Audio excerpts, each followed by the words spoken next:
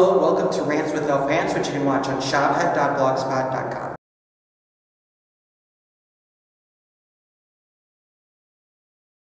That's right, I'm here at the Capitol in Madison, Wisconsin, our beautiful, beautiful, beautiful home. And right now, things are kind of iffy on if we can actually film in here or not, so I found myself a little corner where no one is. And if we get kicked out, we get kicked out. But on today's show, we have an interview with Madison City Council member Bridget Maniaci. And then I'm going to be talking about the law firm Michael Best and Friedrich and the awful, evil things they have done. By the way, my name is Adam Shabo. You may know me from the Madison Milwaukee power pop band, the Shabelles, that played this tonight. I'll be the president and you'll be my Eva. Argentina, oh Argentina, hey, largest country in the world by land area. Argentina, oh Argentina, a most beautiful place. Yeah, Mamacita. Argentina, oh Argentina. Here we are with Bridget Maniaci. That's how you pronounce it. Maniaci. Maniaci? Maniaci. Good Okay. Italian name, right? Maniaci. Hey! Yeah. She's Alder woman for District 2 in Madison, right? Right in second. Yes. So why don't you explain your district economically? Where do they fit in? Really mixed. Okay. I have everything from $1 million lakefront mansions to Section 8 housing. I have a lot of the original city grid, and Okay. when the city began to expand, 1910, 1920, a lot of that, so some like craftsman 1920s houses. And then it's a lot of rentals, Okay. a lot of new dense rentals, a lot of older houses that have been turned into rentals. I have like all of the sororities that have houses, like physical houses, and most of the fraternities.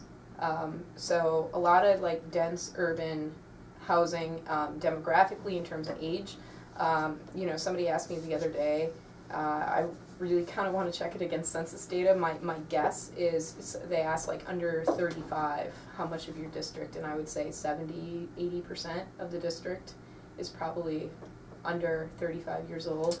Interesting. Now, do you feel your age helped kind of relate to your constituents? If that's Oh yeah. I mean, the district, because you have homeowners and you have renters and you have undergrads and grad students and just folks who are working, it's a huge mix, and so you really have to be able to have someone elected to this district that can match that really mixed constituency. So I was from Madison, so the things that like that sense of Madison and what it means to be from here, that a lot of folks who have lived here for a long time have those touch points and things that they want to talk about and are important.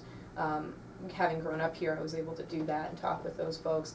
But then like the young renters, they have very different thoughts and concerns on things. And, you know, city government's like that first place where if you've got a problem with something, it's probably at that local level. You know, it's the trash, you know, the trash carts aren't getting picked up the right way, or you got a parking ticket, or there's something in the park that you want to see changed. That's all that local government stuff. And I don't know if I'm a Rooseveltian Democrat or what, but I feel like government should be a really good, powerful thing in people's lives, and that it should be there for them when they need it, and it should be able to provide services.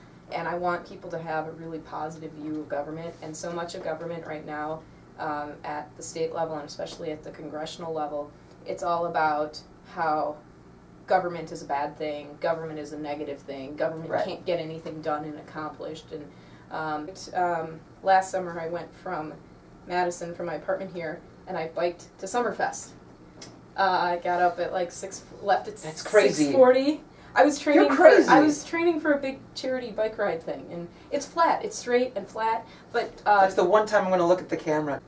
And so I took the Glacial Drumlin Trail, and I had a lot of time to think about like Waukesha County and and Dane County, right? Especially as I'm biking through Waukesha County and looking at things. Also, I got picked up by the I got checked for my trail pass on the Sunday of 4th of July weekend in Waukesha. And that made me start thinking, like, how is it that they have the resources, right? Because I sit and battle with the resource question, and how do they have the staff resources under these budgets to be able to have someone out there on Sunday on a holiday weekend paying overtime, right? And A lot of rich people live in a little bit, but here's the deal. You look on paper in Dane County and Waukesha County, the reason why the Republicans can't screw over Dane County in the legislature, try as they might, on paper, because Dane County and Waukesha County are very equal on a lot of metrics. Okay. Milwaukee County has some of their social services regulated because of their population numbers or because of other metrics, which is very interesting if you go and look. So I had a lot of time to think about that. On paper we're the same, but but everybody self-selects their communities that they live in. And thinking about, so I've got my house and it's, you know, $270,000, $300,000 here in the city of Madison, when you could live, you know, in Waukesha and think about what that money gets you for a house and a yard and all that kind of stuff, and thinking about what makes people want to spend, if you have that equal amount of resources and income, what kind of choices people are making about what they want to buy, who they want to live around, what kind of amenities they want to have and pay for. And it's a really interesting exercise. I think it's really important to try to understand. I have my childhood best friend is a raging conservative Republican. Okay. And that doesn't make her any less of a human, of a person, right? I'm very interested to understand how she thinks about the world. And it's really interesting on some things, and she, you know, I'm thinking, she's a year older than me and she has 3 children, okay? I'm not at that point, right? But I'm thinking about the choices she makes, about what she wants and what she values and why, and who's feeding that. And I think the thing that a lot of people do, whether it's Waukesha or County or Dane County, is we tend to self-select, right? And we tend to just like point and make really cheap shots at those base assumptions about folks. That's what this website's all about. I know. So I hope I'm not like totally challenging your whole like thing, but I'm all about cheap shots. I know, but like, here's the deal. Until we figure out a way to talk, and this is what drives me nuts about the Capitol, you know, is we got to find a way to like actually start talking in ways that like make sense to the other party. I agree. You know? Well, it seems like there aren't facts that we can even agree on. That's like my biggest thing is no one can trust anyone else's, you know, I bring up CBO numbers. They don't trust the CBO numbers. Right. You know, they bring up a number. I don't trust it because, you know. Well, but the numbers are just, I mean, but that's 101. That's politics 101. You come with your own, like, arsenal, right? Whether that's folks that are coming to testify, whether that's the statistics that you're bringing. And it's an elbows out brinksmanship thing. What I like about at the city council level is because you actually do have more of those policy-driven discussions. Right. The problem is that I think at the state level, they've gotten so away from that. And you'd have to ask longtime legislators why that is the case. But it's more just about, I don't know if it's the media cycle of the attention that they're going to receive for things that matter in their district are going to be if they can make these like broad, unfortunate ideological claims, right? And I see that from folks that I like and respect in the legislature and folks that I hate in the legislature. I see both parties. I see them do that, and so I don't know. It's also that kind of stuff is way less direct than like the day-to-day stuff of what I do, which is like the really basic things of government. It's the stuff that affects. It's the stuff that affects the most everyone. people. Yes, on a daily basis. And the thing that I get upset about is, you know, everybody goes and votes for president, right? But you can't get people to turn out. And the thing that you have to realize is, I mean, I think perhaps Mr. Governor Walker is the best example of this. using local offices to very quickly get to other offices, and how if you're not paying attention, look at everybody who's gone to jail or is in the process of going to jail that he had around him in the county executive's office in Milwaukee. Almost all of them. And there was not a good check on him at that point, right? But it gave him the platform to be able to run for the state office and arguably now to get attention at the national level. And so these local races really matter. Okay, now I want to change gears a little bit. Go for it. Okay, so explain to me, because, you know, I've never been on the Madison City Council. I've never been on any sort of city council. What is the process like? Take me through the process. What do you actually, what do you do? What do I do? Anything that gets torn down or built, we pick up the trash, we take care of the parks, liquor licenses, you know, that kind of stuff. That's what city government does. Madison has a pretty extensive health and human service. So what I do is I spend a lot of time fielding phone calls and emails from constituents who have different things coming up before the city for approval. Course of action usually is I have to be notified, or I have to respond, or you know, file something to a committee saying where I stand on an issue. We're between 75 and 85 standing committees at the city, and you know, and then on those nights you don't have a committee meeting, right? That's usually when you schedule your neighborhood meetings, because there's an issue going on in your district. So how much time do you actually spend on it? Because it's really... I say it's a full-time job with less than part-time. I just changed jobs, but I have been working at a cafe, you know, and it's like I'm pouring coffee by day, and I'm working on, you know, $35 million development deals at night. But you were saying that that someone either emailed you or called you about they didn't like the shirt that you were wearing? Yeah, yeah. Why don't you explain that? Well, I'm a young lady in my 20s. Yeah. And it's been very interesting to go through this and see how I have these thoughts of, well, I'm just, you know, I'm here to do a job and I'm here for policy, and how age and gender have at different points inserted themselves into places that I just have kind of found myself shaking my head or going, really? Like, this is a thing? I had a lady who sent me an email because I was on cable access television in a long sleeve like t-shirt. It was a Wisconsin t-shirt, right? And she just wrote me this whole email about how it was unprofessional and all this stuff, and at the end of the email she said, "Oh, but you know, great interview." You know, but it was like, you took all this time to write me this email because of my appearance. The thing that's now, if it was a guy, if it was a guy, and so you know, one of the things that I've really had to step up on is that sense of appearance matters way more than it probably should. But like, when you're kind of doing this job, you're in the public eye, and you go from that realm of being just a private individual to being this public figure, and people feel like they can publicly comment upon you, right? Of all sorts and varieties. And so I don't like that fleece. Right. You know, should I have come in a suit today? Should I have? Of course. So you know, this it's is like Rants without pants. Right. You know. Well, I thought, you know, gender equality, we should both be here without our pants. That's right? true. But that what is would true. that cause? Right. Right. Think about it. If you know, you sit there week in and week out without your pants on. Right. And it's just some guy in his boxer shorts. Right. Now, if I'm sitting there doing the same thing, all of a sudden, that is an excellent point. all of a sudden, you know, so part of me, like, I was a little bummed out that we didn't have the table, because then it was like I know. You know, I know. we could be sitting here without pants, and you know, and that's the other thing too. Of you want someone elected who is human and who is like you, right?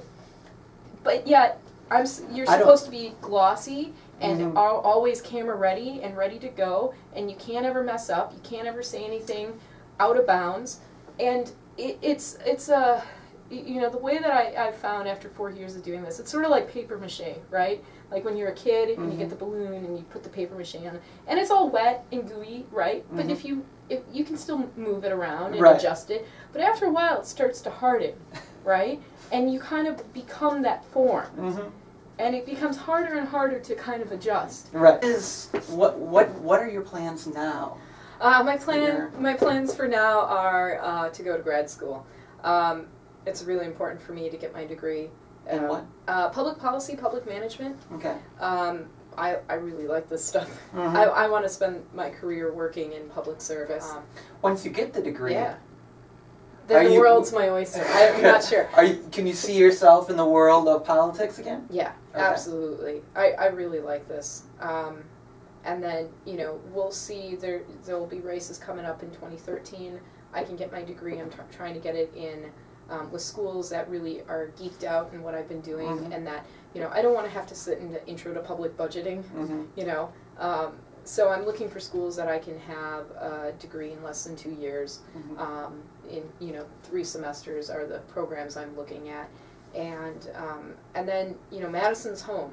Madison, you know, is born here, grew up here, and there's so much that I like about the city and about the people and about just sort of the grid of it, and being able to work on that city and try to, you know, we have all these awards, right, as best city, but yet I look at it and I see a lot of friends that look at it and say, you know, but we could do more, and we could do things better, and we could do things differently, and so there's still a lot more to work on, and I'm really interested in coming back and continuing on this conversation about the city. Thank you for being on Rants Without Pants. Thank you. We're Rants with Pants today. We are Rants with Pants.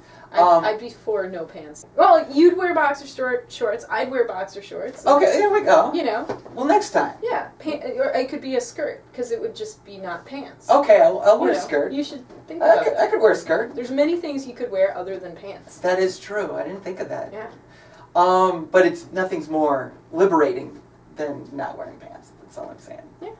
And now you know what wearing a skirt feels like. That's true. Well, that I already know. We won't get into that. That's my own business. Right. It's a kilt. You're the one being interviewed, Missy. Right. Yes. All right. Well, thanks again. Thanks for having me. And good luck with everything in the future. Thank you. Thank you. So here is our lovely, beautiful capital, a symbol of what is good and right in the world, more specifically here in Wisconsin. Then, across the street, a Michael Best Friedrich office.